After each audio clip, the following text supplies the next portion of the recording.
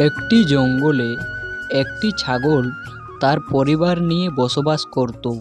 সেই পরিবারে বাবা ছাগল, মা ছাগল আর তাদের একমাত্র সন্তান থাকত। সেই জঙ্গলে একটি অনেক ভয়ঙ্কর বাঘও থাকত।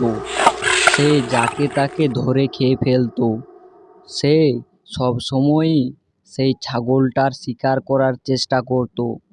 একদিন, আরে বাবা, আমার অনেক খিদে পেয়েছে, এক্ষুনি গিয়ে তুমি আমার জন্য কিছু খাবার নিয়ে এসো।